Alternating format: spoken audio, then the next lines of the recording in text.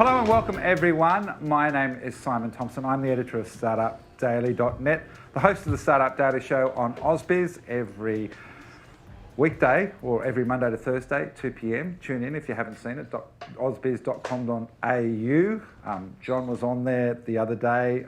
Many of the people I see in this room have been, or hopefully will be, on the show sometime, as well as the site. I do want to start by acknowledging that we do gather today on the traditional lands of the Gadigal people of the Eora Nation, Budjeri Gamarru, hello, in local language. I pay my respects to elders past and present, and of course, the elders to come. We has always been Indigenous land, continues to be, and I'm glad that we acknowledge that and remember that in this country. It's great to have you here in the Quantum Terminal. I'm glad you found platform 9 3/4, but you didn't try and run into the bricks.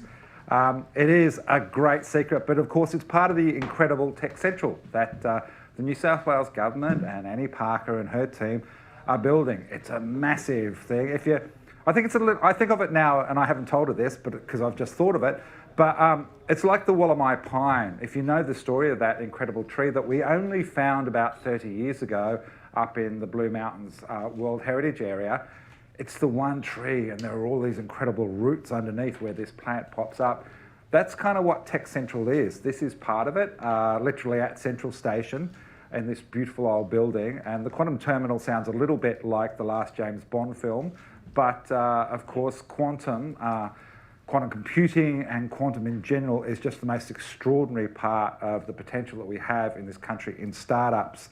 It's one of those areas that both the New South Wales government and the federal government have recognised as great possibility. I know some of the VCs here have invested in companies along those lines, and it's great to see them emerging. But we also get this beautiful space where we could meet today.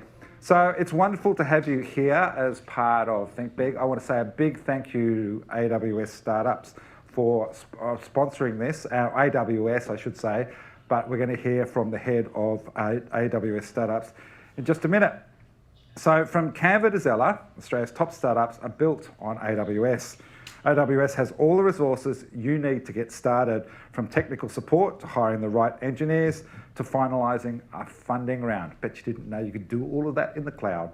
Well, there's a reason that more build on AWS than any other provider. They're here to help you succeed from inception to IPO.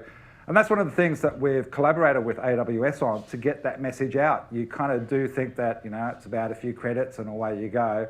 But what they do and what John and the team do is so much more to help your startup succeed.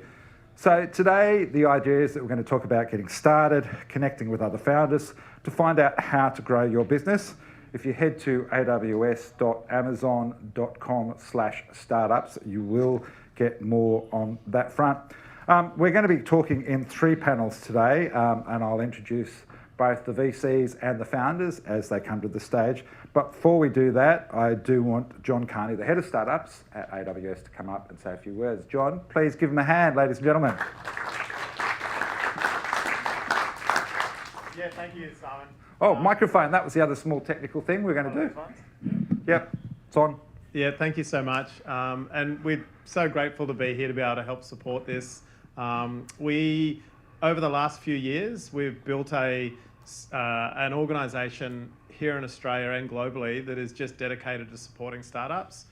Prior to that, the support for startups was part of our broader business, but in the last few years, we've invested not only in programs, but in people to be able to support startups who are born and looking to do great things here in the country, as well as internationally.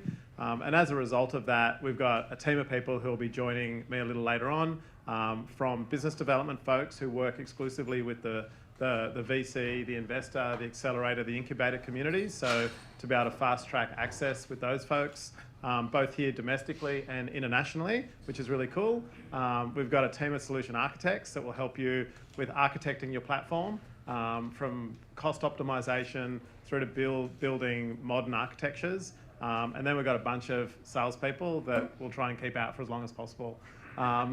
But we are here to help, we are here to support. We look after thousands of startups in Australia and New Zealand, and we thoroughly enjoy it. So glad to be here and hope to meet most of you throughout the course of this evening. Well, John, as you know, I'm a little bit old school, so I don't mind the salespeople because profitability is always a good goal in any business. So, we love them on occasion, but yeah, they're great. Thank you so much. We're going to talk to John a little later on, but please thank him and the AWS team for their support in making today happen. Now, I'm not sure where the rest of our crew is. They could be on Queensland time still, or they've sort of decided to nick off to the Spark Festival. We're going to do 2 panels, then I think we'll take a quick break. We will be running a little bit over time, but we will wrap certainly by 7 with some time for networking and fun. But let's get into our first panel, and we're going to start with global from day one. GD1, heard it, you know it. How do you think it? How do you do it? Well, how to take your startup to the world. We've got 2 great panelists for this. First one is Tom Humphries. He's an investor at Blackbird Ventures, of course, the VC that is supercharging Australian and New Zealand's most ambitious founders. It's been a decade now for them. I'm going to talk to them a little bit later about Sunrise, which is coming up next month. I think it's about 10th and 11th of November. I will sneak in a quick plug for that because it's something that you should all go and have a look at. It's an amazing thing that Blackbird does. Company that's invested in Canva, Zoox, Safety Culture, Culture App. You might have heard of them. It's basically a blessing of unicorns, your portfolio, mate. But prior to investing, Tom was the COO of Our Deal, a D2C e-commerce company that grew to more than 80 people, exited to News Corp in 2011. So you've had one Rupert Murdoch in your life, which is good. Hartley Pike is the CEO of SiteMate. He's a civil and structural engineer by background, and at SiteMate is responsible for aligning SiteMate's product-led growth strategy with the international go-to-market team build-out. He's also just done a pretty impressive raise along the way. Guys, come and sit up here, please. Put your hands together for them, ladies and gentlemen.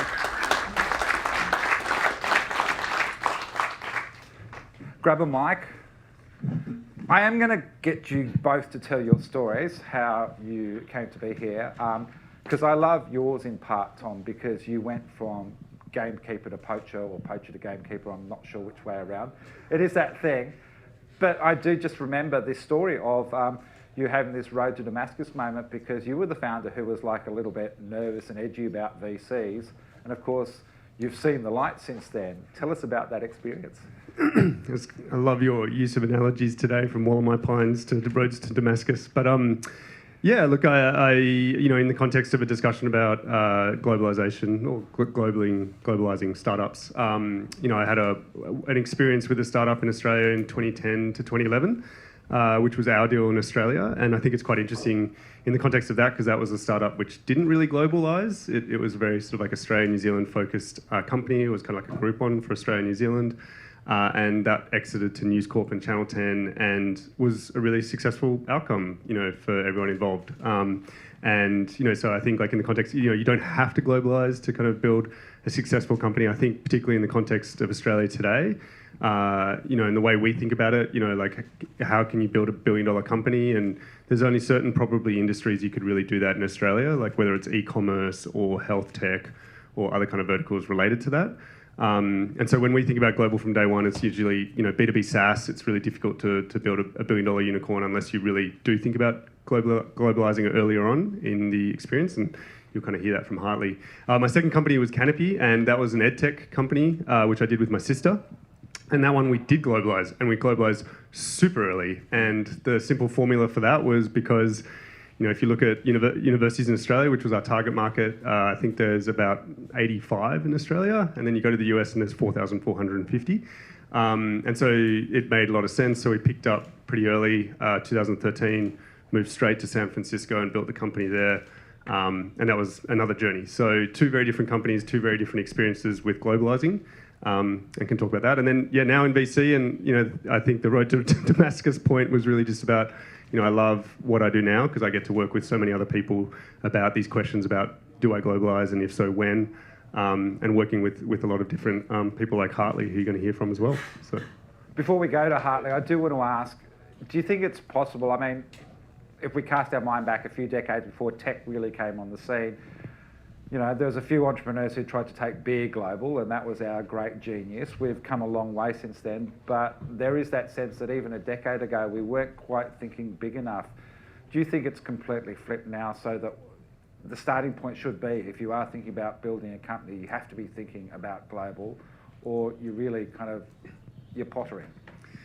Yeah, look, I think it's a really good question. And so, I think like what's changed in the last decade is a lot to make globalizing a lot easier for founders. I'd say the first thing fundamentally is the infrastructure which supports people to go global. Things like Stripe, which didn't exist 10 years ago. You can't accept payments from customers globally if you don't have Stripe. Things like Air Wallets. I can move money as a company between different currencies fluidly now. So just like infrastructure layer things make it something like things like Deal. Oh my gosh, like suddenly I can really easily overnight employ contractors in different locations. So there's the infrastructure layer, which has changed in the last 10 years. There's the capital layer, which has changed in the last 10 years. There was $100 million invested in Aussie startups in 2010, and there was $10 billion invested last year. So just that kind of capital injection, suddenly with more capital, you can do more with more capital and you can kind of be more aggressive about going global.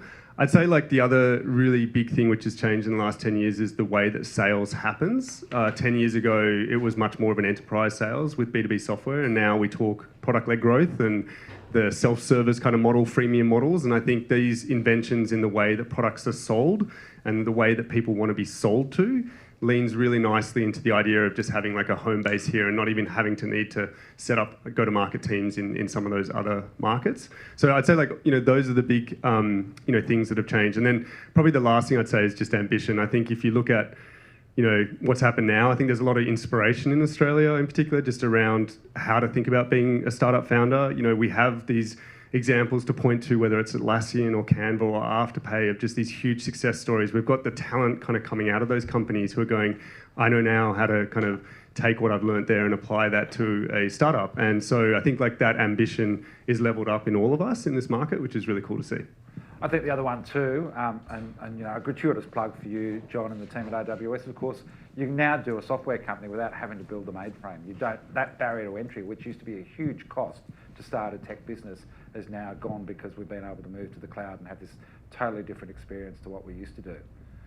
Absolutely. Sorry I didn't plug the sponsors of today's event. But that was a conversation I was having the other day and it was the startup founders themselves who were talking to me about it. That was their big light on moment. 30 years when I got into media, it was the desktop publishing changed the barrier to entry. And we all know Atlassian, right? And Atlassian's flagship product is Jira. And if you rewind back in time, it was basically a head-to-head between Jira and Rally Software in the US. And Rally Software was all about on-prem enterprise salespeople door knocking on big companies to sell. Atlassian was here. There's Mike and Scott. They got 10K credit card debt, and they go, you know what? We can't sell. We can't door knock. So we're going to have to build in the cloud our product, and we're going to have to try to sell people self-service, like put in your credit card and buy online. And it seemed stupid at the time to the market, but it's incredible today, and that's the way things happen. And it's obviously products, plug sponsor over here, like AWS, that really enables that sort of like cloud adoption, which we've seen in B2B SaaS. Hartley, great to have you here. Tell us the SiteMate story. Thanks, Simon. So I'm Hartley, one of the two founders and CEO of SiteMate. My background is originally civil, structural engineering, so I used to be out building like roads, bridges, tunnels.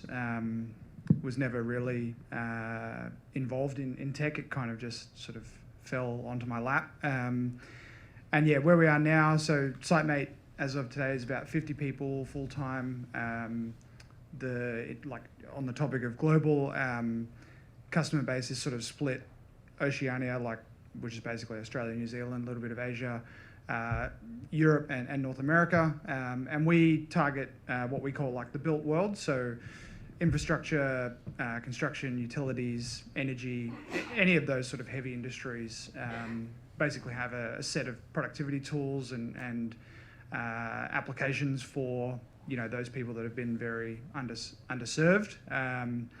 To sort of what Tom mentioned, a lot of our, all of our growth is inbound from overseas. So we, early on sort of tapped into quite a large SEO opportunity that basically pulls in all the leads from around the world. And now we're sort of building out regional go-to-market teams to cater for a lot of that demand in those different regions. So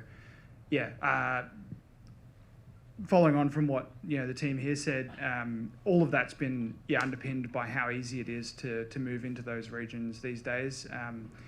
really the biggest challenges now is just sort of localizing for those markets, whether it's languages, content, different practices that they have, and sort of architecting, you know, your product or products to be able to adjust quickly in those regions. That's probably where most of the challenge is these days. A lot of the infrastructure and that side of things is quite easy to cater in those regions.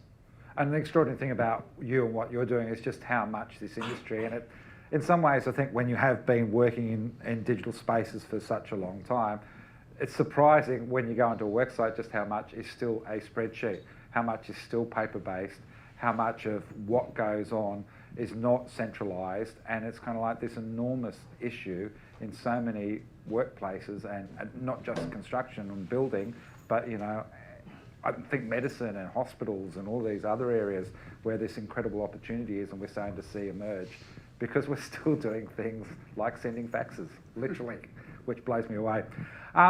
Guys, thinking about going global from Australia, is there a natural inclination for us to go to countries like England or America? England, because of course there's a lot in common and some strong connections, and people will help you out, and we'll talk about partnerships a little bit later on, but you know, even legally and legislatively they're similarly aligned. America, of course, great English speaking market, huge market as well. Do you sort of think like that, or how do you sort of pick for a founder when you're talking to them where you start to move? Tom, do you want to start? Yeah, I can go. Yeah, it's a really good question. I'd say, look, you're absolutely right. The dominance of, you know, companies that are going global overseas. I mean, some companies can globalize, just to be clear, when we talk about globalization, without actually putting boots on the ground or necessarily picking a specific country. It always blows my mind, this statistic, but 1 in 16 Australians use Canva. 1 in 4 Peruvians use Canva. So amazing statistic, but you know, so just to be clear, like globalization doesn't necessitate picking a specific country to kind of go to first. But let's say you do need to pick a country and you do need to put boots on the ground. Probably like 90% US would be my guess, like 8% maybe UK, Europe, and then the rest would be Asia. And I think that will trend differently over time, and is trending differently. I think what companies might go to Europe first? Well, it could be specifically like a market pool thing.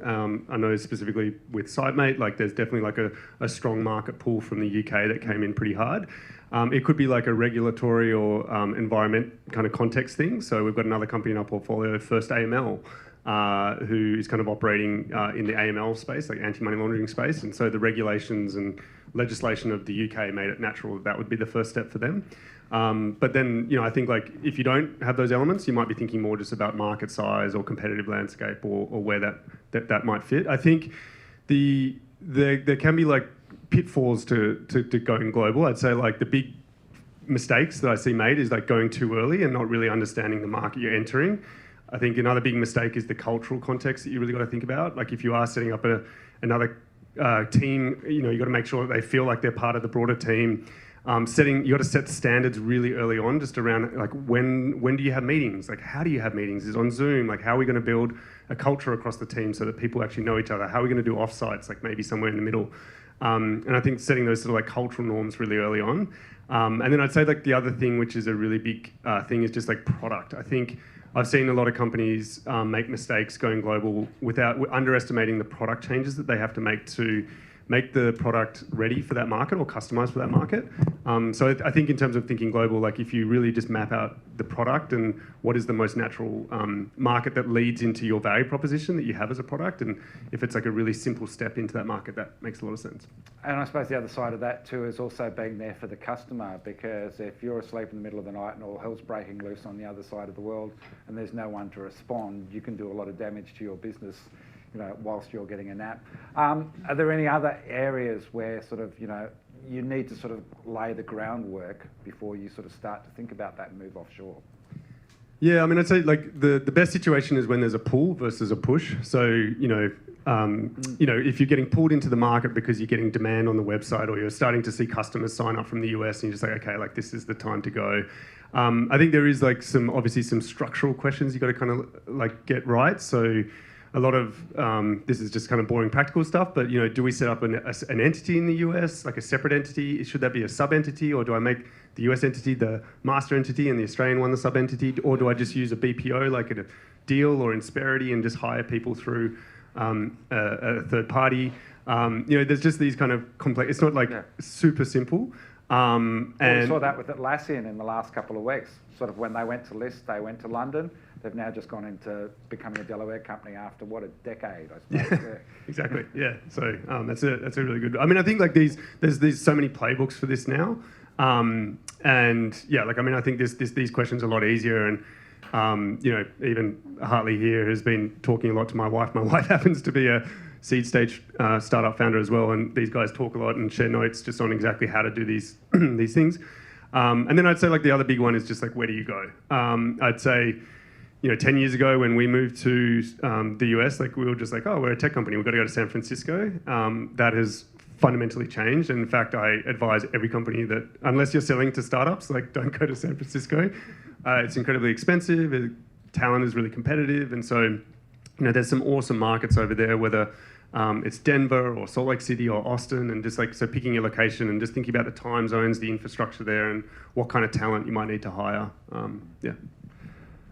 Hartley, Tom talked about it. You've had this great demand from England, which has led you down that path. Take us through that process of, discovering that there is this pattern emerging in your customer base, and then sort of the next steps that you've taken. Yeah, I was going to mention the pull, which is what Tom touched on.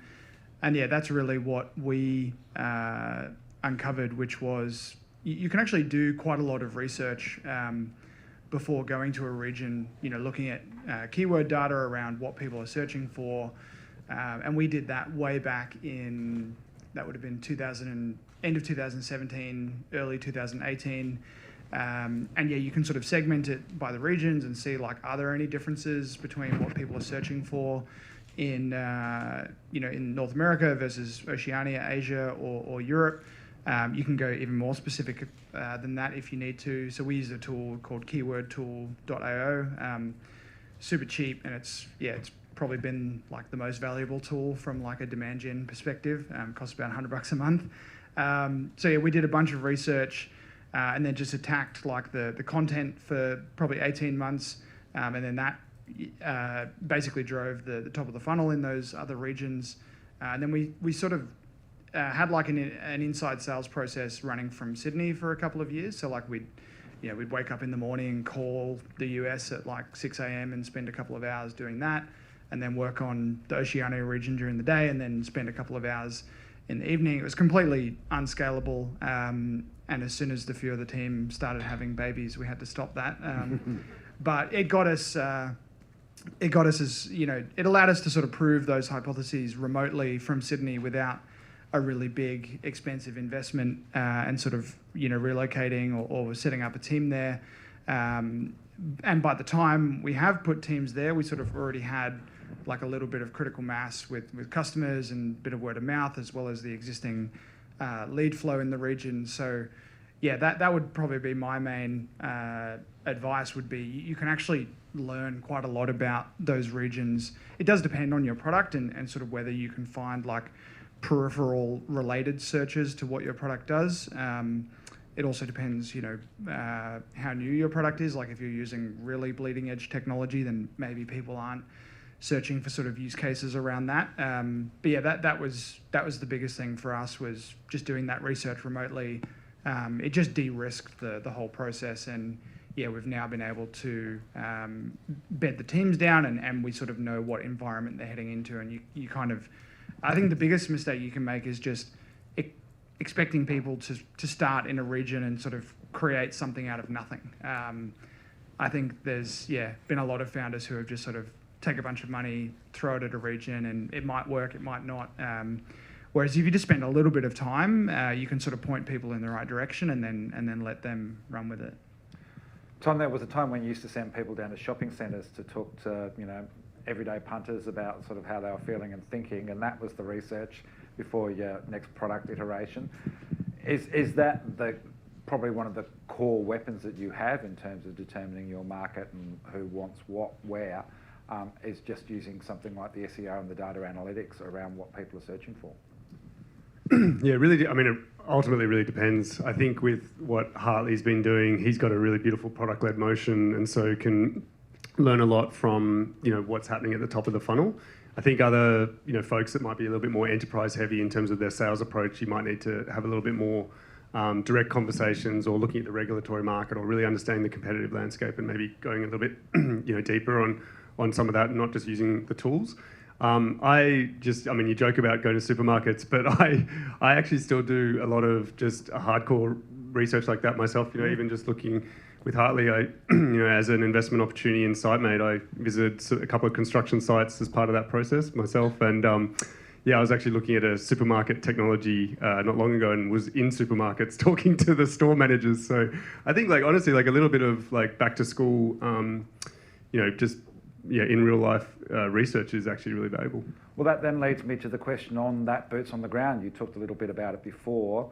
What's your advice in terms of thinking when that physical presence needs to be the commitment? Yes, it could be the fact that you do have young family and you kind of want to stay married and get some sleep along the way as well. You're working hard enough. When do you and how do you make that decision that you're going to build on that offshore market?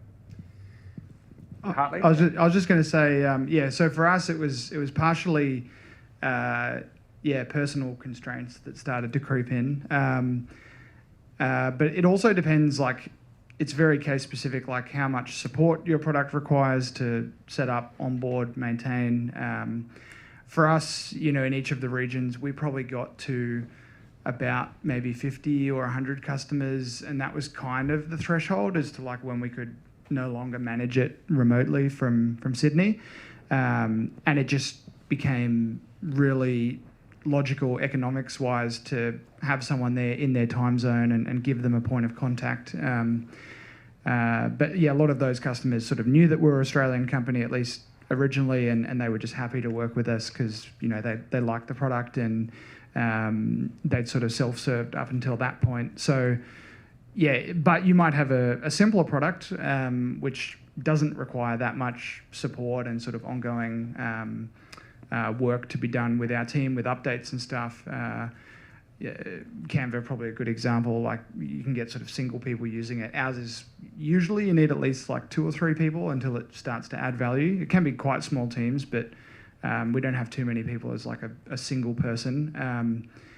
It just depends on the economics. For us, it made sense at, as I said, between sort of 50 and 100 customers in a region to just put someone there, because they were starting to have tell all their friends about us, and they wanted someone to talk to and do email introductions and stuff. And if you don't do it, then you kind of don't go with the momentum that you've got. And just to talk Hartley up, he has launched in 2 markets in 4 months. So he's put a whole team in. Am I right with that? That was 4 months. Yeah. Basically, yeah. So he's had a baby 3 months ago as well. So he's firing on all cylinders as a CEO. And these aren't just small sort of movements. It was UK 4 people, Vancouver 4 people, have a baby, go back to Vancouver. And so these are big movements, but what these guys have done really well is step 1, build the business case. And so just think of a 2-page Google Doc which just lays out the logic of this is why we're doing this. We've got this number of customers in North America. This is how much it's going to cost us to do it. This is what we're going to do. We're going to set up this sub-entity. This is how much is, this is the risk. This is the assumptions we've got around what this team can achieve. So you just lay it out, and then you get the whole buy-in across the full team of just yep, this is the right decision, and just make sure everyone on the team, from marketing to sales to leadership to investors, is just really on board with the plan and buys into that as a strategy. And I think you did a really good job on that, and then obviously amazing job on execution as well. Yeah, it's been fast, and we have utilised some of the infrastructure that you mentioned before, Tom. Our plan is to have entities set up in those 2 regions. We picked Canada first because we just felt like it would be a little bit better cultural alignment from a go-to-market perspective versus the US. That Canadians and Aussies kind of get along pretty well, and hopefully no Americans in the room, but they're just a couple of chromosomes different.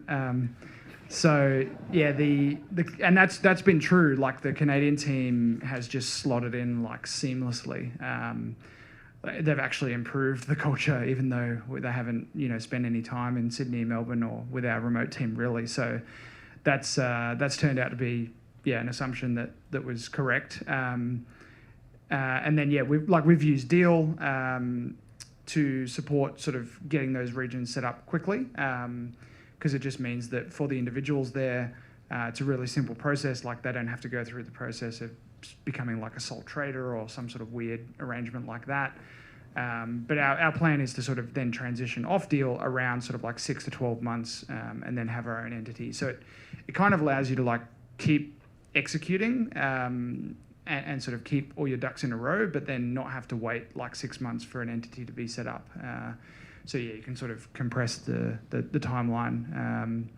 But yeah, it hasn't all been smooth sailing.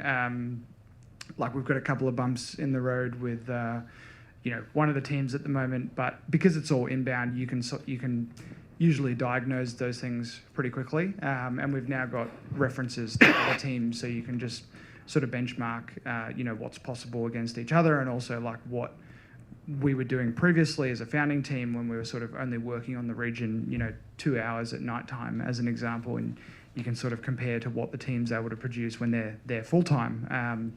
So yeah, it's like having all the diagnostics set up and almost like a template of your sort of operating system from one region, and then instantly deploying it so that when they start, they're in a new region, but it's like there's already customers there's already leads, all the processes are the same as everywhere else, and they just sort of jump into that and need to start turning the gears. And yeah, any issues, because it follows the pattern of the other regions, you can usually pick those up pretty quickly.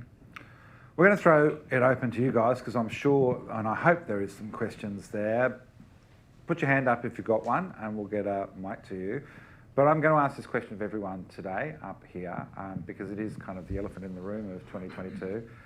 Capital. It sounds like you're sweet, mate. The way he's talking about you're good for the next couple of rounds, no problem. But give us the picture. What do you reckon at the moment, Tom? Because everyone's a little bit nervous, on edge, and there's talk of dry powder, and we do see the deals going through. But what's your state of play? What are you telling everyone? This might sound crazy, but I'm super optimistic. I've been, I was sort of on the operator side of startups for 10 years and have been in VC for almost 4 years now. And this is the best time for me to be in VC, because this is not a unusual situation we are in. This is fundamentally a return to normal, which is fantastic. I think what we saw last year and the year before was unusual. It was frothy, it was heated, there was big rounds, there was big valuations. We saw a lot of hype around different market verticals which might not have necessarily panned out. And what we're kind of, and if you just look at like fundamentals, like, just like historical numbers around valuations, like this is normal. If you look at historical numbers around the VC industry, like this is back to normal. So yes, there's dry capital, but this is also like a great time. Australia's just coming off the back of $10 billion invested last year, which is like a big number to throw around, but I think the bigger number is just the ambition and the number of founders out there and the number of people who are setting up companies, and just the diaspora that we're seeing here. A lot of talent, Aussies coming back from the US. We're seeing talent breeding out, from companies here. Like, you have Atlassian, and then suddenly out spits Dovetail, which is all ex-Atlassian, and even my wife's company is all ex-Atlassian now. And so it's just like this talent breeding talent. And so, yeah, like we're here in this market. We've got an awesome market opportunity. There's a lot of leverage as well. We haven't really spoken about this in the context of globalization, just around being an Aussie company that does go global. Because if you go to the US and you're going head to head with the US company, you've got so much leverage. You've got talent leverage, because that other company you're going against, they can only hire in the US. You can hire in Australia and the US. And you've got financial leverage, because guess what? You're earning in US dollars and paying out in Aussie dollars, and that's 60 cents to the dollar. And so they're not. And so like, and you've got R&D tax credits because your engineering team in Australia, like getting all these R&D. So there's a lot of leverage and opportunity. And if you're smart about how you build a company and go global, that it makes you really competitive. And I think Aussie founders are just really gritty. And so I'm really optimistic. We've got a lot of capital in our market. We've got a lot of amazing educated talent who are getting trained by these awesome companies and coming out with their own companies too. Do you want to quickly explain what dry powder is as well, just in case no one knows? Yeah, dry powder is not what you find in a bathroom, but no, this is like venture capital. I think that startup failed actually. Venture capital funds, we raise funds, and there's typically a 10-year life cycle on VC and 5 years of investing, 5 years of divesting what you invest in. And there's been a lot of funds raised by VC. It's been really interesting because I spent 10 years in the US, and I left here like 2010 and 2011, and I came back 2021, and it's just like such a different place. Like I left and there was no VCs. I could not even name one VC here in Australia 11 years ago. I'm here with Blackbird. This is our 10-year anniversary jacket. So we're literally 10 years old effectively today. And same with a lot of the other VCs you'll hear, like under 10 years old. And so there just was no dry powder here. There was no VC funds here, and there is today. And you probably don't know this, but the wonderful thing that we have in Australia is superannuation. And it's not in many other markets. Like they've got it in Japan, but other markets, even New Zealand's like 3%, I think, is the superannuation contribution. We're at 10%. We've got these wonderful super funds here who have just got a lot of capital, and that capital fuels the VC system here. The VC system fuels the startup ecosystem here. The startup ecosystem fuels the jobs. It is such a beautiful, strong country to be in, and we've got this beautiful ecosystem here. And I don't think a lot of people recognise that the superannuations and the role they play in Australia is just huge. Just on the funding side of things, from what I've seen, just coincidence, I was actually in San Francisco last week, just got back from seeing our Vancouver team and did a small trip, and just shared notes with Tom like yesterday. Probably the biggest takeaway from me from that trip was I was expecting it to be more, so I guess the conversations to be slower than they were, whereas they're actually still quite bullish, although it did very much depend on sort of how like capital efficient your company was. It was kind of like, well, if you're growing okay, but like you're burning just way too much money, they weren't really that interested.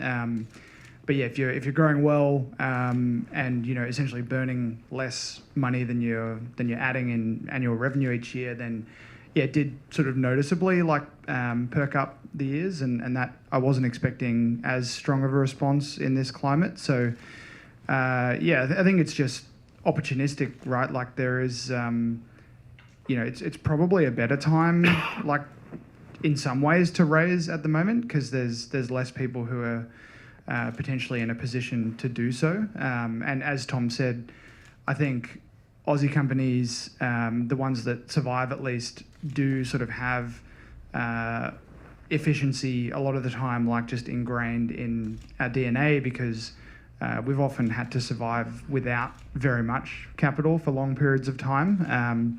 So you kind of just get used to like growing without it and being creative.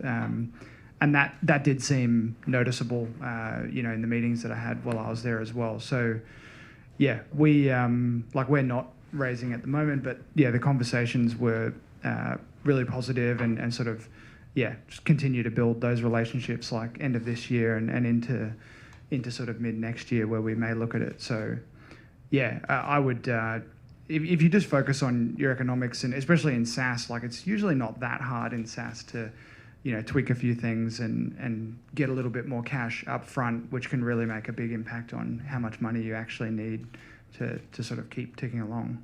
Good advice. All right, guys, any questions? Oh, you're good. Oh, we're good. We've got one here. Excellent. Question for Theo. So a question for Hartley. At what point during your journey did you kind of think, I can take this business model global? Was it kind of your vision from the outset, or did you sort of work your way through, grow locally, and then say, you know what, I can sort of expand into other markets? Yeah, good question. Yeah, so just to repeat, just in case couldn't hear. So it was like, at which point did we realize we could go global? Our first probably 5 customers, which took a very long time to get the first 5, they were all like essentially in Sydney. and we just like used to go out to site and sort of visit them, trying to fix the product because it wasn't working very well. And that was, I don't even think we were taking credit card payments at that time. It was just like invoices for like some pilots and a few sort of weird agreements. And then, once we started getting like some of the inbound flow coming in the top and we had like leads coming in from other regions, I remember saying to Khan, who's our finance guy, or was our finance guy, now runs like all of operations. I was like, we've got someone in New Zealand, like, what do I do? And he was like, I just Google it. And then he signed up for ChargeBee, which is like a tool that's built on top of Stripe. And then we just spun up a link and like started taking billing. So we only sort of did it, we only thought about billing overseas as we needed to. It's kind of, it's a little bit of a waste of time sort of trying to figure out how you're going to take all this money from people until you actually get them talking to you, either by you contacting them or them finding you. So yeah, there's a lot of tools out there where you can accept payments pretty quickly. It does get expensive if you sort of rely on them as you start to scale, and we're looking at moving away from a couple and sort of building some ourselves. But early on it's super cheap to just pick up the payments from overseas, and we do also offer like quite a few currencies. So we now accept like pounds, euros, USD. We might be adding Canadian dollars depending on how the Canadians respond to paying in USD. Aussie dollar and South African rand. So, and all of that, like you can spin it up in a few minutes. Cool. Oh, okay. One more. I've kind of gone a little bit long on this one, but I just think it was such a fascinating conversation with these two guys. I hope you don't mind. We'll keep on a bit more on schedule, but I really appreciate the insights that you guys have had on this front. Hi, I'm Tony. I'm the co-founder of Nullify, a code scanner that makes it easy for developers to write secure code. I just wanted to ask Hartley about your like journey in terms of like competing with like larger competitors in like overseas markets, and like how you like kind of figured out your product strategy around that. Yeah, good question. Could probably talk about this for a long time. How to be concise.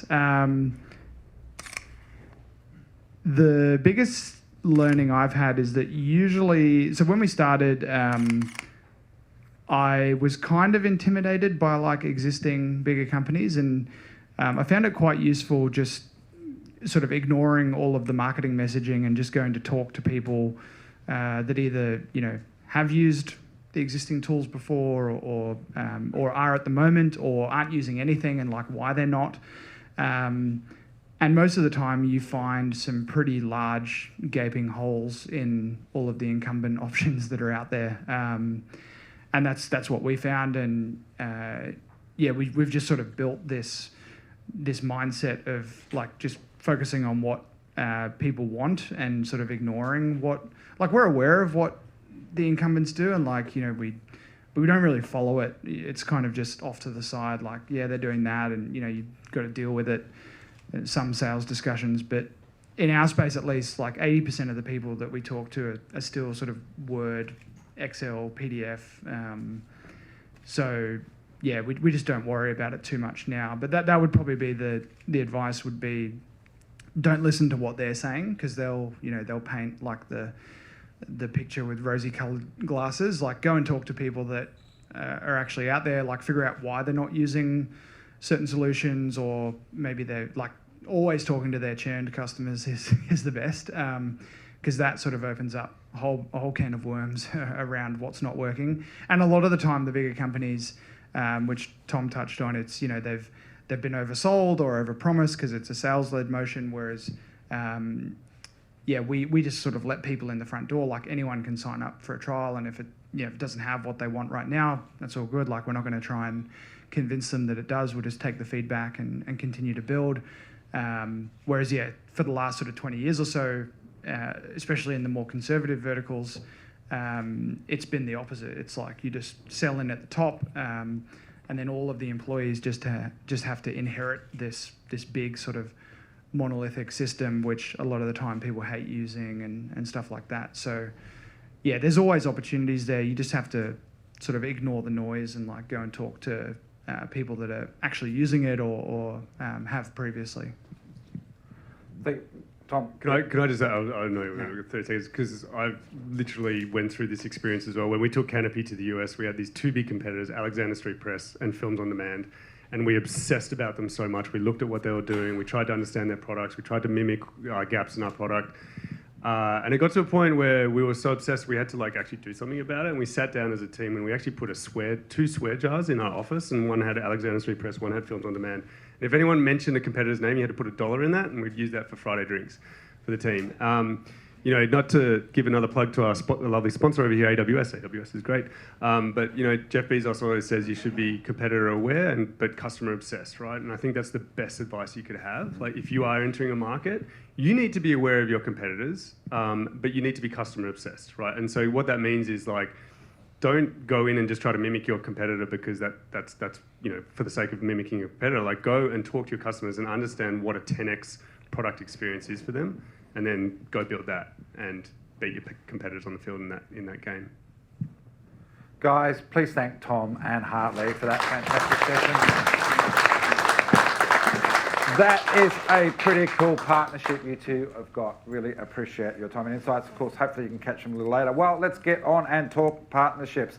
Partners, who do you need and when you need them? And to do that, we've got Taryn Pates, who is the principal investor at Rampersand, the early stage VC firm. Taryn works across deal sourcing as an advisor to the portfolio companies post-investment. That's the fun part. They're all very happy and upbeat at that time. In particular, Taryn is focused on B2B SaaS startups and founders taking the future in work and health. John Carney, who you met a little bit earlier, as I said, is the head of startups at AWS, where his focus and passion is to enable startups to build, launch and scale. John has more than 30 years of experience. Yes, he did start doing this when he was 8, helping startups and technology companies to succeed, including scaling Deputy through its Series A and Series B rounds and launching Replicon on APJ. Guys, hands together for these two. Come on up. Come on, Taryn. I think when we were talking about this the other day, I talked about the investor and founder one of those first relationships. I think it's a crucial one, but it's probably not the first. Sometimes it can be finding a co-founder so that you're not doing this alone. And that, I think, is the thing that underpins all of this. Often in startup land, you do feel a little bit alone. You feel like you're the only one who's ever had this problem. So I'm going to start with that. Guys, you talk to multiple founders across a range of industries. You no doubt see the patterns that emerge. You see the commonalities and the issues that they're dealing with and those pain points. How do you tackle that? Yeah, I mean, I think a lot of the startups that we've met, they're out there to solve a real problem and they're super passionate about the problem. And so when they're looking for their co-founders, they're basically searching for someone else who's as obsessed with what they're trying to do as they are.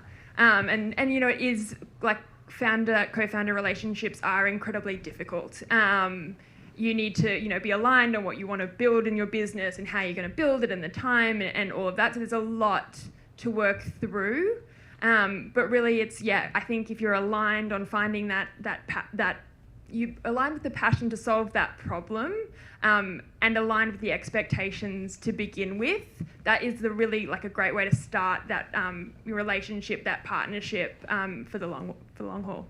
Mutual interest, I had a co-founder and I used to describe it as I was the guy who said yes to everything. She was the person who said no to everything. And that worked out perfectly, because it would have been a mess otherwise. John, your experience in talking to founders about that first relationship and who they partner with. Yeah, I think with a lot of startups, that founder partnership has come through the invention of the idea. So whether they've come out of university, whether they've come out of school, whether they've been in a workplace together, whether they've merged from the workplace together, a lot of them have formed their relationship and decided to go and create a startup through that mechanism. What we've seen more recently is really the rise of non-technical founders and people coming out of 15 or 20 years in a career, like as a lawyer or in some sort of profession to start a business. And they struggle to find a co-founder. Because if you're a non-technical co-founder and you're looking for a CTO and you haven't done a raise, the CTOs don't want to join you. So that's where we help. We'll certainly help with the ecosystem to try and bring people together and trying to promote sort of the vision and the mission of what the startups are doing to try and attract people who share a common interest is really important, because you do have to have a co-founder that does have that passion and that interest to spend their nights, their weekends, their holidays working on building this thing that you're trying to build. The other thing that we've seen, particularly with the skills shortage that exists, is the reliance on partners to substitute, like, for example, the technical skills, like a CTO skill set, in for contracted periods of time. So until they get their startup off the ground, they'll go and contract in some resource and some capability to help them achieve certain milestones on their growth journey, because they may not be ready to give up part of the equity of their company to a co-founder. They may not be ready to have that relationship with a co-founder yet. So it depends on the stage they're going through, but there are options out there for them. So by the time you get to a VC, I would hope you've got a couple of key partnerships, and they would be a decent accountant or a financial advisor of some sort, and of course a lawyer. What are the other ones that startup founders need to think about in terms of who's giving them advice in those early days? Yeah, sure. Obviously, technology cloud providers are pretty fundamental for startups. So, not a shameless plug, but most startups will start by registering a cloud account with their Gmail address to go and register their domain and register their business. So, from where we see it on sort of day zero, where they've got their idea, they want to go and see whether the domain exists, they want to register the domain, which they can do on Route 53, and away they go. So we see them right sort of at day zero. Is there a little light that goes ping in the middle of AWS Startups? Maybe in Jeff's office, I don't know. No, there's not. Like, we have programs to support them, because you're right, like Tom mentioned it, we have lots of startups being born every day in Australia. It is amazing the amount that is born every day. So providing support at scale for them is something that obviously Amazon does well with scale. So providing support for those startups at scale is pretty important. But in terms of relationships, the other thing that we've seen a lot of is third-party partners helping. So in terms of technical partners, consulting partners, because they've all come, dare I say the word, down market. They're not all selling into the banks, the telcos, the insurers anymore. They're creating niche offerings to be able to support startups from day one. People like DNX, iTalk, Stacks, there's a whole bunch of them that will support and have offerings, really low-cost offerings for startups to help them scale their businesses, help them with either product design, go-to-market, and platform offerings from day one. And obviously the other thing that they often forget about is, particularly going international, is tax, compliance, and legal. So having people who understand how to set your business up, set your entity up, and set yourself up to be able to manage the difficulty of launching in foreign markets is super important. Let me ask you, do the pair of you get the LinkedIn can we have coffee moment with someone who just has an idea and that's about as far as it's got, and they want to know where to go next and what to do? And what do you say to them? Yeah, so at Ramsden we run a program called Walk and Talk, which is literally to funnel people into exactly that, so that we have like a setup time so we can answer those really early questions, because we do appreciate there's so much information on the internet that to filter through and find the good stuff. Another program that Ramsden ran was called the Giant Warm Intro, which you helped us support, and was sponsored by AWS. So and many of the advisors here also participated. So that was kind of doing a walk and talk, but at scale. So it was for early stage founders who may not have a natural introduction to an investor, and we connected I think over 200 founders to 100 and something investors who participated on the day. So it was kind of doing that first introduction, giving you that first kind of bit of advice that might really help you just take that first step into your startup. We definitely try and say yes as often as we can. We unfortunately can't always say yes. But I think, once again, we do a bunch of great events like this where hopefully we can, instead of sharing one-to-one, have it on a bit of scale as well. We, as investors, try and scale ourselves as well where we can. John, are you always on the lookout for the next Amazon competitor? No, we are absolutely customer obsessed and competitor aware. Thanks for that, Tom. So we have a couple of different scale programs for all the early stage startups. So we have our AWS Loft platform, which is a platform where you can go and join a whole bunch of curated activity to learn how to progress with your startup from the very early stages. And we also have office hours where we will spend time talking to anyone and everyone about whatever they want to talk about. And on top of that, we do have a team of people. So I'd hope, and please let me know if this isn't the case, but if you want to have a conversation with us and you haven't been able to reach someone, let me know and I'll hook you up. So we do want to talk to everybody. We think that that's the least that we can do in the community is have a conversation with them. And if it's a coffee or a walk and talk, that's what we get up to do. We're talking specifically about partnerships, but I think the extraordinary thing I've seen in observing the startup ecosystem as an outsider is there is this incredible collaboration. You guys work across VCs, you're connected with them and so many others, and there is this incredible funnel or channel, just the ability to be able to sort of say to someone, okay, I probably can't help you at this point in your journey, but I know this person, you should go and talk to them. Talk a little bit about how important that is to the success of these businesses in terms of trying to find where to go next.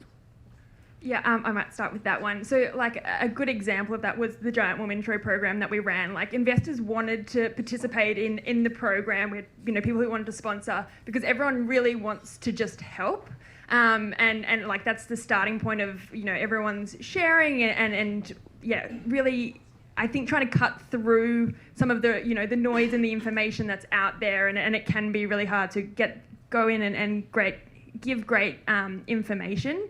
What I do love is if I see a startup that's not quite right for our mandate, I'm like, oh, whose mandate that fits? Like, why don't we reach out to that person? I'll try to connect you with this person and really collaborate. Same with like AWS, we even if we're not participating in an event that they're hosting, but we think it'd be awesome for our founders, we'll share it with our founders to help, give them great access to some of the resources that you were talking about as well. But yeah, it feels like a very special ecosystem. I came from investment banking, which was not like that. Like, no one talked about what they were working on. No one helped each other out. It was very competitive.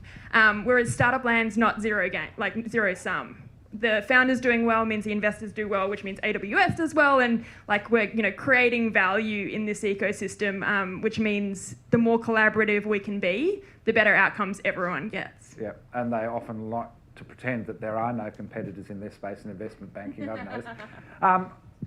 I do want to talk about, because I touched on it earlier, there is this extraordinary network. You helped us put it together for today that Amazon and AWS has. Tell us a little bit about it and why you do it in the first place.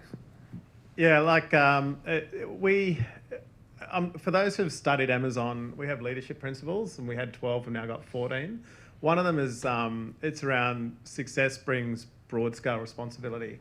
So we take that seriously within our business and everything we do. So in terms of investing in a country, we look at the investment strategy far beyond putting people into a country, putting physical regions, data centers, distribution centers, fulfillment centers, and everything that goes behind the Amazon brand. It comes down to beyond all of that is what are we going to be able to do to help increase jobs, create a sustainable environment, and help improve the future of the countries we're operating in. So when it comes to our business, AWS and Amazon itself, like just in the last 12 months, is invested $1.7 billion into the Australian economy.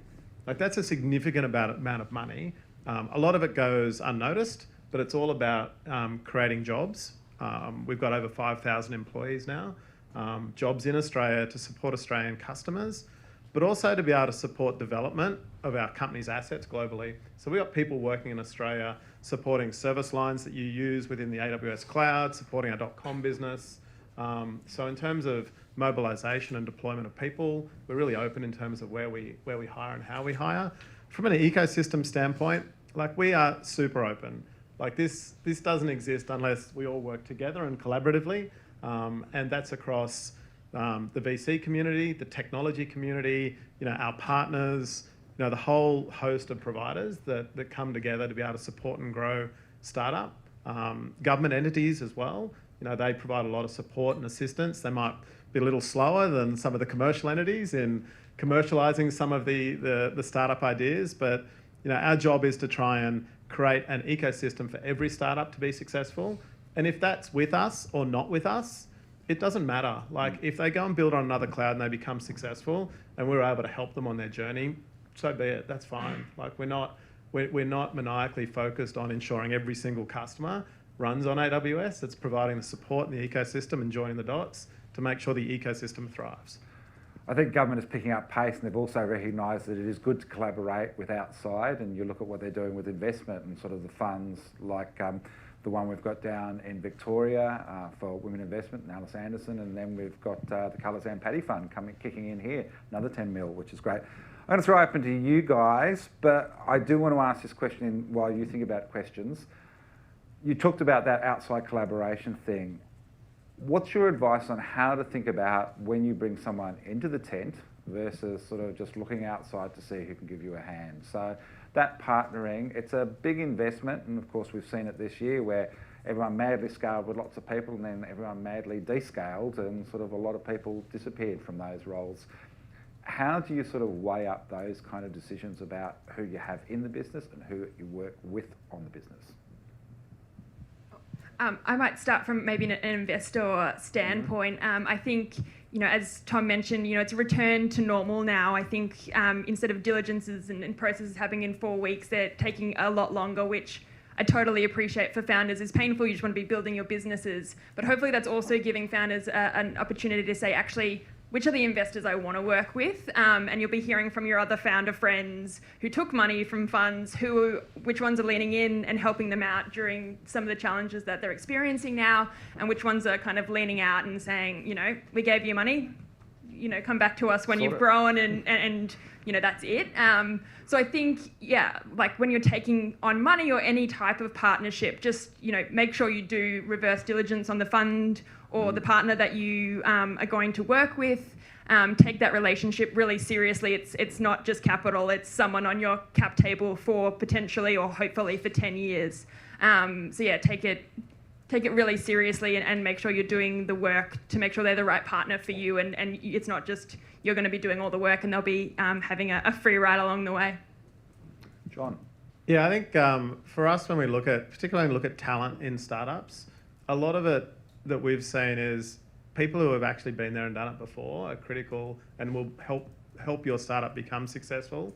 Pulling people out of big tech companies who aren't nimble and agile has often been a recipe for failure because they haven't been able to scale down and scale up at the rate of pace that the startup needs to grow at. I've seen it firsthand in a previous job I had, hiring senior people, and they just weren't able to, they weren't able to run at the pace that the startup needed to run, and also the swim lanes change every day. You don't have a defined job. You're doing a bit of everything all the time. In terms of outside the tent, that's great where you use, consulting partners, system integrators, to be able to get people to do discrete pieces of work for you, as long as you know clearly what the remit is and what the outcome is that you're looking for. And as long as those providers have credentials in working with startups, because I think that's fundamental to their success as well, because they've got to deliver typically under short time frames, they've got to be cost conscious, the technology they're going to be delivering on will be super modern.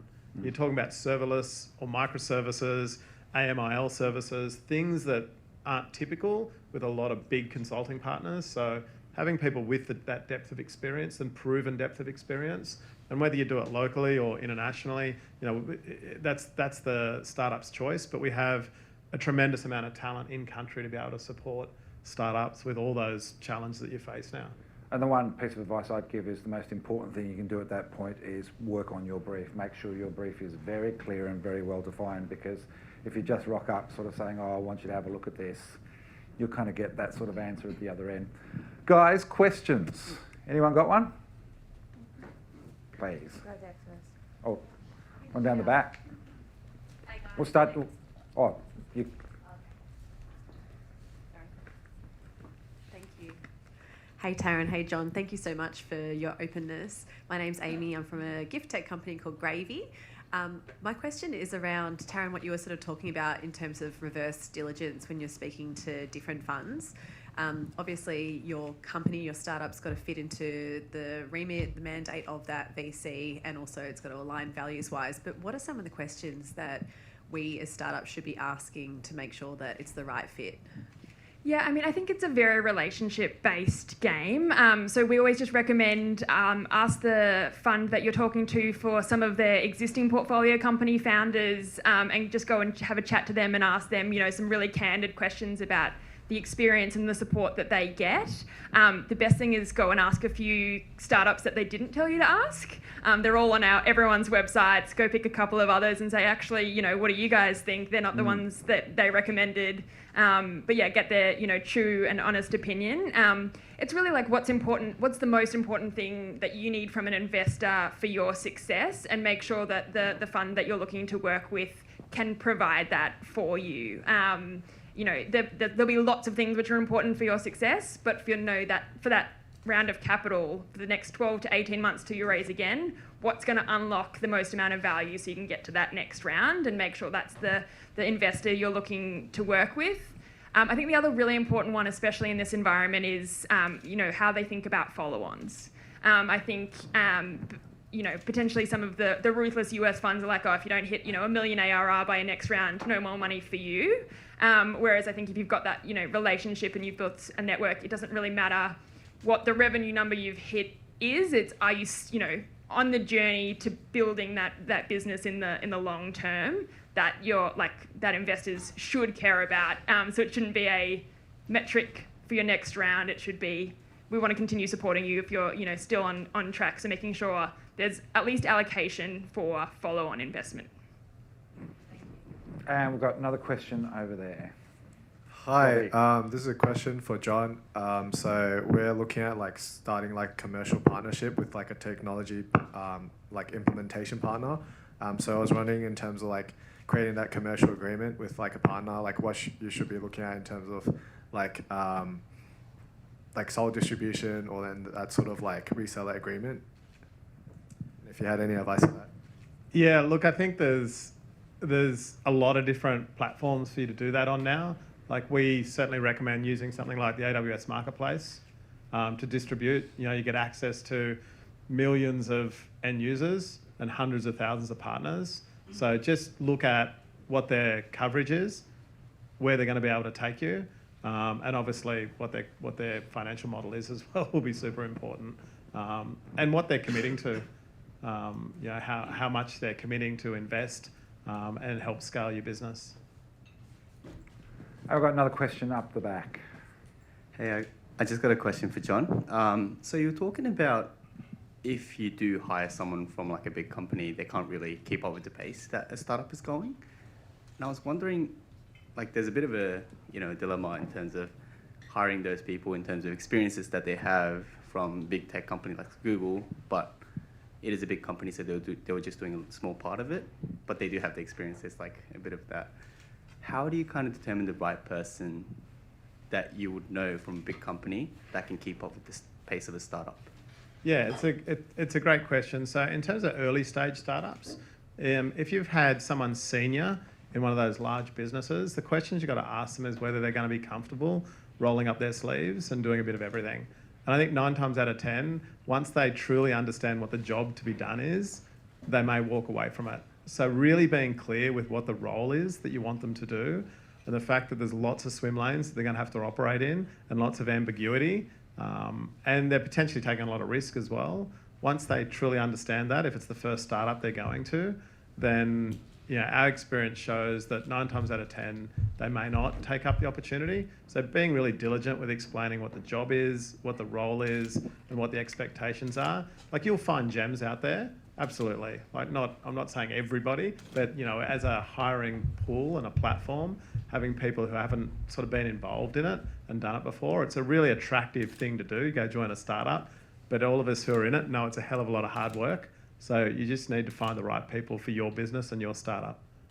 If anyone gets too obsessed with job descriptions along the way, they're probably not the right person for you, because it'll be outdated after the first week. And I know this from working with someone who I and someone was looking to hire a comms person, and I sort of said at the time, look, you know, you don't really need a comms person right now, but if you're looking for someone who's going to sort of try and solve every problem that's going to pop up in your brand new business, you've got the right person here. And it was kind of because I'd worked with her and she'd been extraordinary in solving the problems we had in our previous media business. And you know, it's that you look for a state of mind and skills base in terms of thinking nimbly, thinking agile, and it's, you know, even the Pinstripe team could tell you, you know, we do all sorts of different stuff around here, and you never know what each day is going to hold. Guys, we're going to wrap it there. Please thank Taryn and John so much for talking to us. Of course, you can talk to them more afterwards. Well, let's bring it home. We've got one more panel. And to talk about how to best use those funds that Taryn was talking about, and of course Tom, we've got Tom Smalley, who is the investment manager at scaleup Ventures, which is a Melbourne-based seed stage venture capital firm with a portfolio of 40 plus companies across Australia.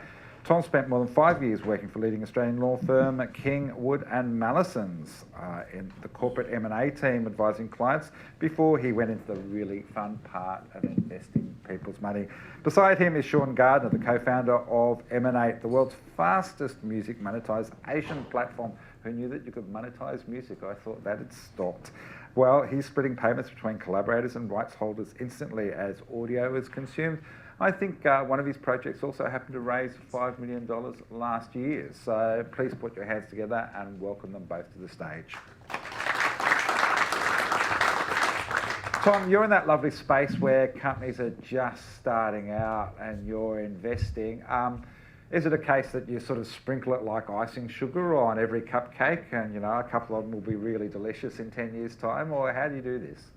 That's the most interesting way I've heard the VC kind of power law described. And I think, you know, there is a certain aspect of it to say that, yes, you rely on investing in a larger number the earlier you do go. However, there's obviously quite a complex procedure that we employ internally, and some of the thinking around what we think looks like a fantastic founder, and more importantly, a fantastic founding team at that super early seed stage. And we're going to get you to talk a little bit about M&A, Sean. Tell us the story, because it's a complex business. There's a few different things you've got going on. Take us through them. Yeah, it is. It's in terms of the topic of this panel, I think we've been through pretty much all of it. We kicked off our journey in 2017 at the start of the first kind of blockchain crypto boom, or maybe not the first one, but the first one that people were aware of. Been through the journey of essentially seeing potential in this technology, having a passion for music, wanting to bring our skills and our passion together. Going through these kind of waves of hype and doubt around blockchain as a technology, and also, you know, through waves of the music industry. Maybe sort of 5 to 6 years ago, it wasn't particularly hot for investment, but it's actually heated up quite a lot over the last few years. And we've just been building nonstop for over 4 years now, and have been through a couple of different cycles. Have done everything to stay alive during some of the darker sort of times. And as you mentioned with the raise that we had last year, have been through some times where it's been super easy to raise funds, in particularly in the crypto space as well. So we've seen it all. Just drill down so people can get their heads around it, because right now everyone's probably got a favourite ABBA song in their head. What is it that you guys are doing? Okay, so we started out wanting to build a real-time payment engine. So when you listen to a song, whether it's on your headphones or in a public space, we thought the artist should be getting paid for that straight away, because all of this technology is available now. If you drill into it, it takes 30 days plus to get paid for your streams on Spotify. It takes like 1.5 years to get paid when your song is played in a public space. A lot of the time you don't get paid at all. So we saw the potential to fix some of those problems with the technology. And so we built a real-time payment engine on the blockchain, where the artists get paid for their fair share of the music and the percentage split that they're owed. And then in mid-2020, this thing called NFTs started being talked about a lot. And we saw the potential for artists to earn revenue for their music through NFTs as well. So we went about integrating music NFTs to our platform, and launched that about 6 months ago as the beta version of M&A. That's essentially the space that we operate within. So let's go to raising capital. You've had success, and of course, as you said, the NFT space and Web3 and all of that has got to the point where even local VCs are having specific funds to invest in this area. How did you, over the last 5 years, think about when to raise? When is the time to raise? Because you said you've gone through some lean moments. Yeah. We've seen absolutely all of it. So, you know, in 2017, our very first investment was 25 grand's worth of Ethereum from a guy that I found on LinkedIn, which was probably about the only other person that was interested in blockchain in Sydney at that time. And then we caught the tail end of the sort of ICO boom in 2017 and did probably the world's smallest ICO. I think we raised about $350,000 or something from that. And then we went straight into this crypto bear market where everyone thought crypto was dead for all of 2018 and 2019. No one wanted to talk about it. We did an angel round for about 200,000. We did government MVPs, R&D tax returns, all sorts of different things through that period. Went through the Scaleup Ventures program in 2020, went through the Outlier Ventures program in 2021, and we're raising again now. And so, yeah, we've sort of seen it all. And then the project that you mentioned that raised 5 mil last year is actually outside of our company, Blockchain Music. It's what's called a DAO. It's called Motor DAO, and it's a Web3 music community and technology network. Emanate's a launch partner, and you know, we're able to benefit from the activity that goes on within it. But raising money for that project last year was ridiculously easy, like literally just chatting with people on Telegram that have a syndicate, and they would send $200,000 worth of crypto an hour later. It's, you know, literally that simple. And then now that sort of boom is gone, it's back to the real world, and a little bit like what Tom was saying on the first panel, it's like back to the norm because those crazy times are gone. Can I ask you, was it easy money at that point in time because they all bought in when it was $20 anyway? So yeah, I think like so. They were handing over $20. I think so. Yeah, I think that's really what it was. That snowball effect of people that had made money from one project, rolling it into the next, and just going with the cycle. But of course, it all you know, closes down pretty quickly when the tide changes. Tom, with what you're doing with the Scaleup program, you're basically making that first investment. It's the first time. When you look at these companies, and of course part of the program is that investment, but you must look at them and say to some, love your idea, love what you're doing, but it's not the right time for you to come in with what we do.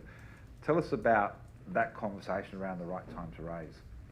Yeah, I think, you know, it's part of the job, and all the other VCs in the room know that you spend most of your time, unfortunately, saying no to people, and it can be really challenging at times. But I think, you know, when it comes to raising capital, I think we kind of saying what Taryn said earlier, we want to speak to people all the time and give the feedback, and a lot of it's really about educating founders, particularly in the Australian market as the ecosystem's growing at the moment. It's about, you know, building the massive knowledge among Australians about what it takes to build a really, really good business that's also venture scalable, because there's quite often a disconnect between those two things, where people have a brilliant idea, there'll be a fantastic problem that needs to be solved out there, but it's just simply not something that's venture scalable. And I would say quite often that's the you know, the core reason why we end up knocking back a lot of the founders that come through our funnel. We've had a focus on VC here, but you know, there are companies now like venture debt, and of course crowdfunding has emerged as an alternative. Is it the fact that you also have to explain to people that sometimes VC funding is not the right thing? Because, you know, as Matt Allen from Tractor does explain, you know, the idea in your business at that point in time is you are going to be a rocket, and some businesses do just plod along successfully, but you know, not with the returns that a VC would expect.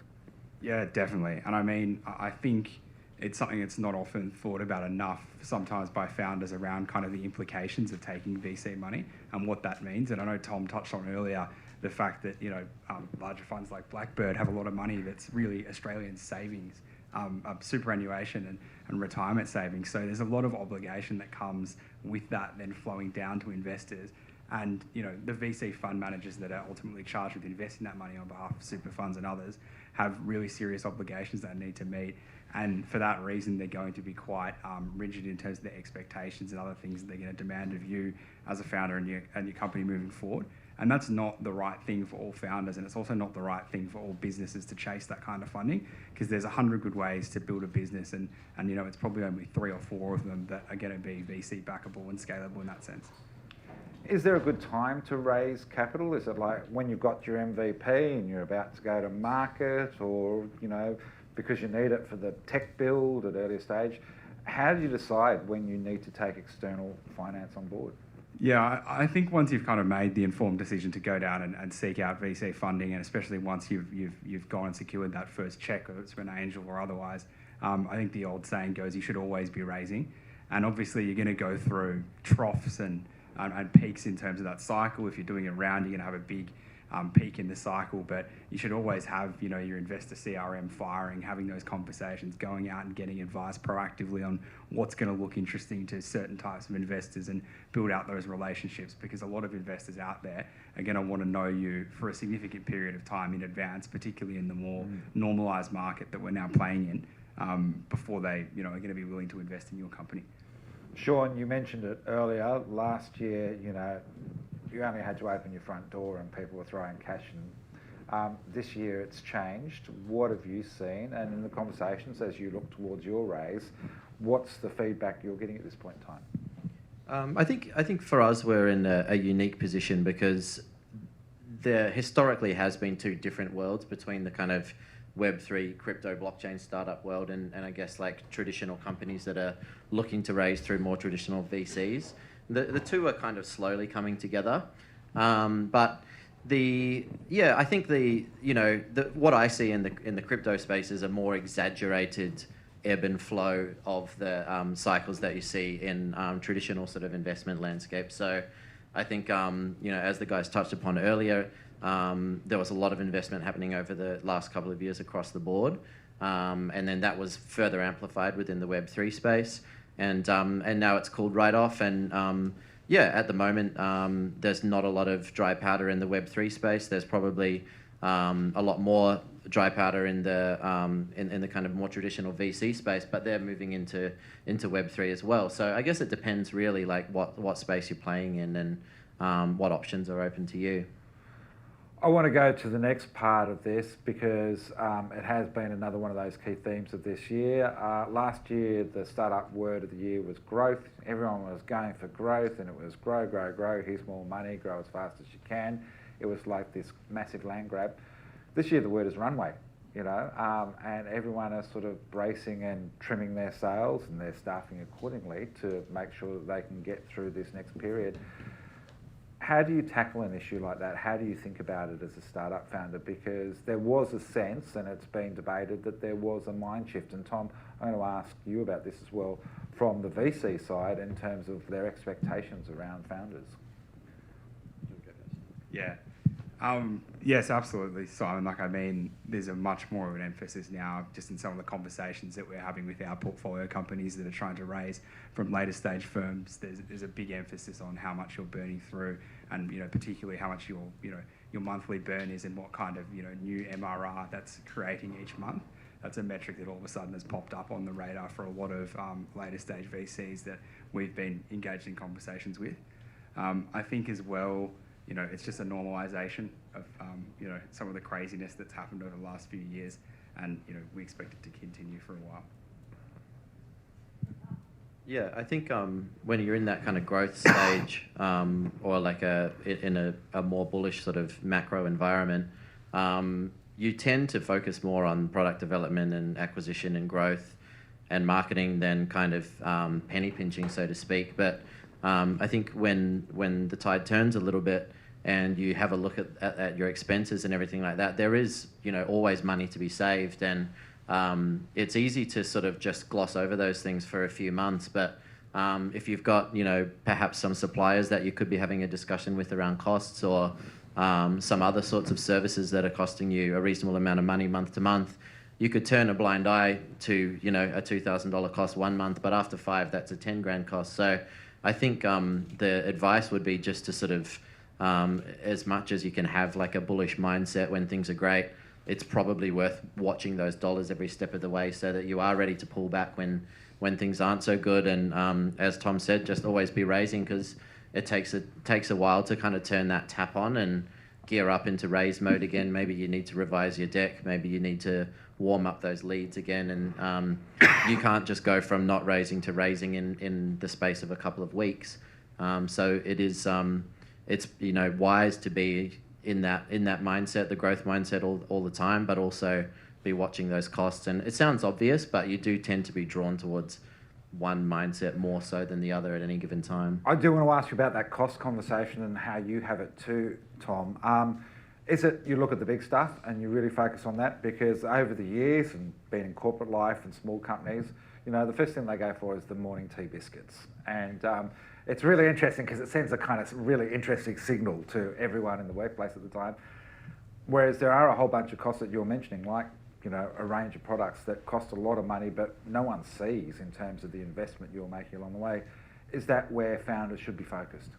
Yeah, I think it's almost a little bit like household budgeting. Like, it's easy to look straight at those big numbers, but maybe the real kind of meat, so to speak, is to be found in some of the smaller things. Mm-hmm. Even though we've been through a lot of ups and downs as a business, we've never actually let anybody go from the team purely on a cost-saving basis or because we've had to scale back.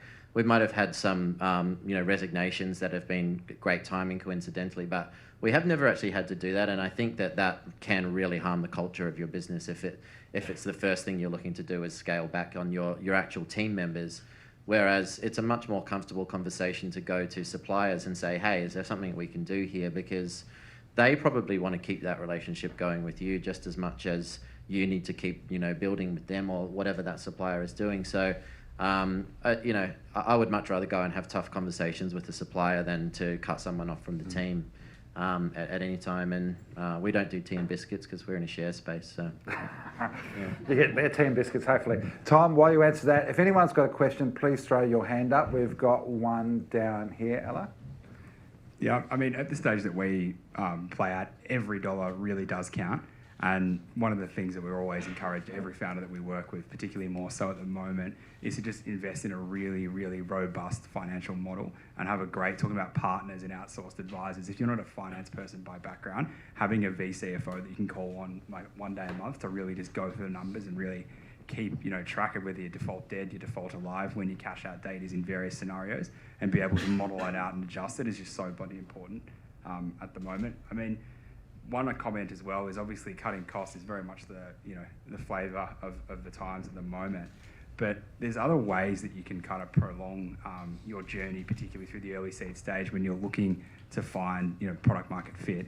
A good R&D tax consultant that has a good relationship with an R&D loan provider is worth their weight in gold.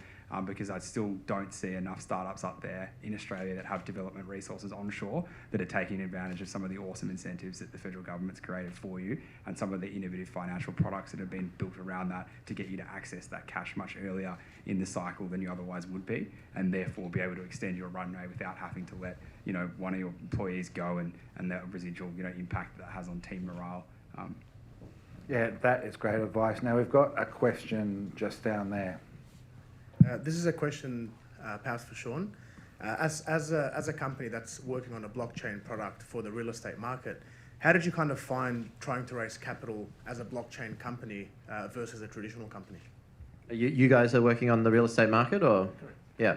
And how did we find it in the beginning? Yes. So we started out raising a little bit of capital from crypto investors.